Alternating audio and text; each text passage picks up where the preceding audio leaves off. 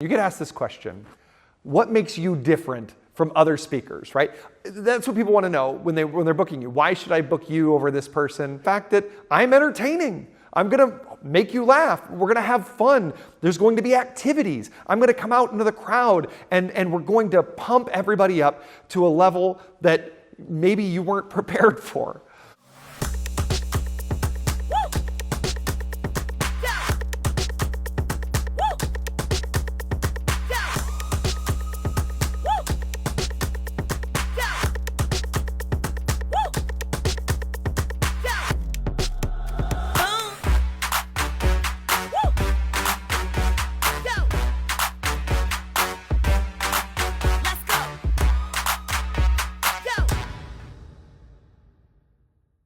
Attention is a human need, not a human want.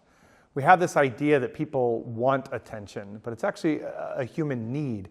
People need to be connected with. My job primarily is to teach people how to reconnect with one another, trust one another again, and build a cultural transformation that moves and propels organizations and companies forward together. I think sincerity is a completely radical idea in an age of authenticity. There's nothing wrong with authenticity, but authenticity only takes you so far. It's so much easier to be, this is who I am, check me out, than it is to actually have the substance to be the thing that you say you are. Authentically, we are this thing, but do we really do what we say we're going to do? I teach people to be more sincere so that others can trust them more. And in a world where people don't trust each other, more and more the people who are leaders and the people who are pushing boundaries and the people who gain followers and people who create movements are the people who can inspire trust in others. I love to surprise people. It's one of my favorite things. I mean, I come from a background in entertainment and in the carnival and in the circus, so when I can zhuzh it up a little bit, add a little spice, do something a little bit amazing and spectacular, that just takes it that much further. And I feel like people connect with that. People enjoy that. When I swallow a sword, the audience, they feel that sword going down their throat at the same time. And that's the ultimate in connection, right? When I'm doing something up on stage and you're riding so closely along with me that you feel it too, I mean, that is real magic. I think when people are excited and surprised, they tend to retain that energy and that carries through the learning. When you teach somebody something and they're having fun and they're laughing and they're engaged and they get physical with it, it takes people to the next level. Then you not only do you have it logically in your brain, but you have it physically and in your body. And that joy that attaches to that, that's what makes people really retain knowledge. I have spoken to nurses, I have spoken to HR professionals, I have spoken to square dance callers.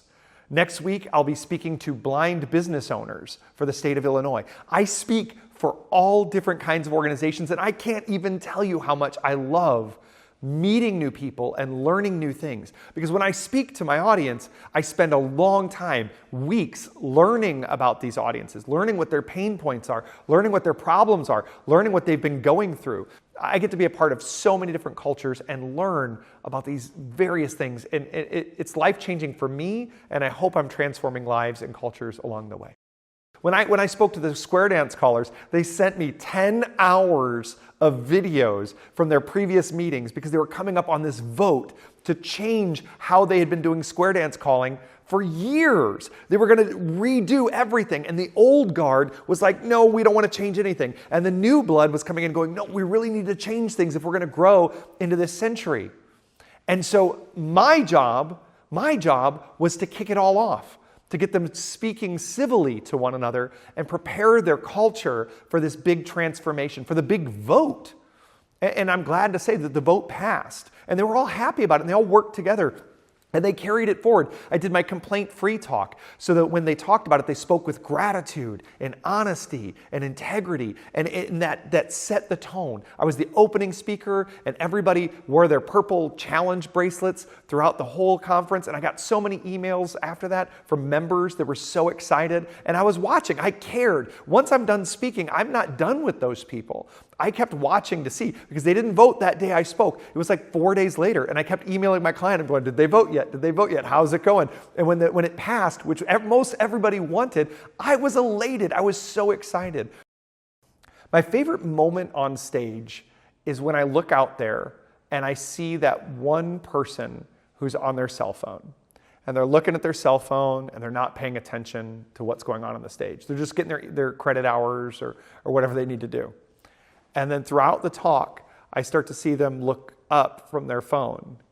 And then I see them put their phone down. And then I see them pick up their pen. And then I see them take notes, because I see everything. People don't realize that speakers from the stage, we see everything. We notice everything that goes on in the audience. So when I see that guy pick up his pen and he starts to take notes, and then by the end, he's just got a smile on his face and he feels engaged with. To me, that's the best part about speaking, is just taking somebody and helping to transform them individually. Because then hopefully they go forward and transform their organization, their community, their families, and they take the things that I talk about, whether it be gratitude or leading a complaint-free life or being more sincere or even authenticity. If they learn those things and they take that and it changes their life, all the better. It's a gift to me to be able to do that for others. I don't have a gift. I get the gift every time I'm on stage. And that's what I love to do. You get asked this question: what makes you different from other speakers, right? That's what people want to know when they're booking you. Why should I book you over this person? The fact that I'm entertaining. I'm going to make you laugh. We're going to have fun. There's going to be activities. I'm going to come out into the crowd and we're going to pump everybody up to a level that maybe you weren't prepared for. But that's okay. And at the same time, we're going to get some superpowers together and learn some things that are going to thrust us forward and make us grow. I love to kick off conferences, because when I kick off conferences, I push that energy through the whole conference. But I also like that closing slot. And the closing slot, most speakers hate the closing slot. They hate it. But I love the closing slot because it's like going to war. Everybody's exhausted for days. They've been at this conference and they just want to go to the bar, or they just want to go home, or they just want to go to the nightly activity. And now I have to go listen to one more speaker. And I love giving them a little bit extra oomph right then and bringing it out of them, bringing that last bit of energy so that that conference closes on a high. Because when you book a speaker, what you're booking is somebody, hopefully, that when those people go back, they say, I wonder what they're going to do next year.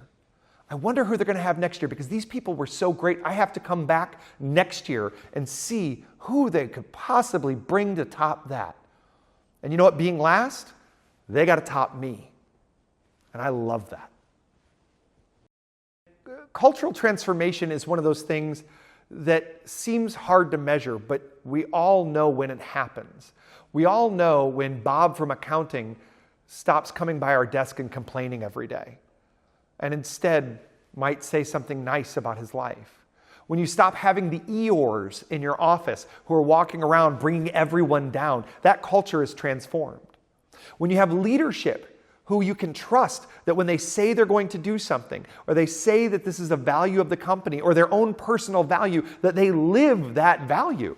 When you have leadership like that, you see the change in the industry. When you have people who are coming together, not complaining, living a life of gratitude, living a life of sincerity, trying to connect with one another in ways that they didn't.